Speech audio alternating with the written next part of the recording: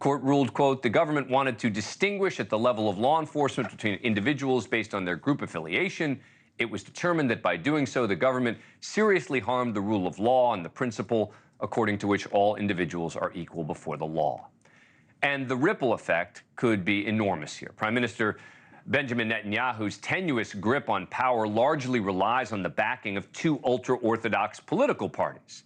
Those parties could now withdraw their support of the embattled prime minister and lead to the government calling for new elections. Broader public sentiment is overwhelmingly in favor of removing the military exemption for the ultra-Orthodox. Secular Jews are required to serve 2 to 3 years in the IDF, plus reserve duty until the age of 40. And with the war against Hamas ongoing, reserve units have been stretched to their limits. A poll taken earlier this year found 64% of Israelis oppose the military exemption for ultra-Orthodox Jews, while just 22% support it. Now, this could take some time. The military will have to make some changes, making sure they can maintain, for example, proper kosher diets, etc. But Israeli officials only plan to recruit 3,000 ultra-Orthodox men this year. And it sure seems to make sense to me. The idea that ultra-Orthodox Jews should be exempt from serving always seemed bizarre to me. But this is already facing enormous backlash from the Orthodox community.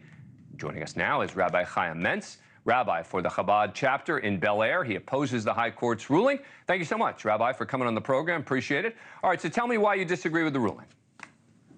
A few reasons. First and foremost, we the Jewish people fight a war not just by conventional, but we have two parts to our army. We have the spiritual aspect and we have the physical aspect. The spiritual aspect, we always had people studying in Jerusalem in the times of King David while he went out to war.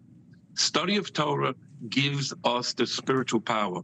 We won wars in 6 days where the rest of the world can't figure out how. Now, all of a sudden, since 1948, where the rule was that religious Jewish people study Torah during war, this nine-panel Supreme Court, and this is the basis, the political underbelly. Let's not talk about the religious Jew needing to get into it. Bibi Netanyahu ran, I want to change the Supreme Court. The Supreme Court always was, like in America, the president picks the next one after they retire. The Supreme Court in Israel became a good old buddies club. We will pick. So they kept on going after another liberal judge, another liberal judge.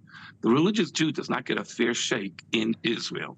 When you have 9-0 without a religious Jew in the Supreme Court going and saying, we don't care. And they go and said, this undercuts the belly of the security of the Jewish people. Maybe it's about the fact that Israel's involved in a serious war with Hamas now, and it's stretched as far as it can go, and it needs more people. It makes perfect sense that this would be a time to do it. Have you seen the lines? The media doesn't want to show it. How many religious Jews have signed up? Every time you show a video of the people in the barracks before they go to war, you would see tens, if not hundreds of religious Jews. They're all over the place in the army. People are thinking only secular Jews are there. No, there's many religious Jews. In fact, thousands lined up after October 7th. They said, I'm not learning so well in the yeshiva, in the study hall. I'm going to go fight. So this concept that religious Jews don't want to fight is not true. No, that's true, and I never suggested that. What I'm talking about is applying the same rule. You asked, why now? You said, oh, why is suddenly the Supreme Court ruling on this now? Because they want to get rid of Bibi. And I'm saying, why is the Supreme Court ruling on this now? Because the military is in a particularly precarious position right now, and secular Jews are getting tired of being the ones who are being drafted and required to serve, while ultra-Orthodox don't have to. True. Dan, do you know how many religious Jews are being turned away? And there's a big reason.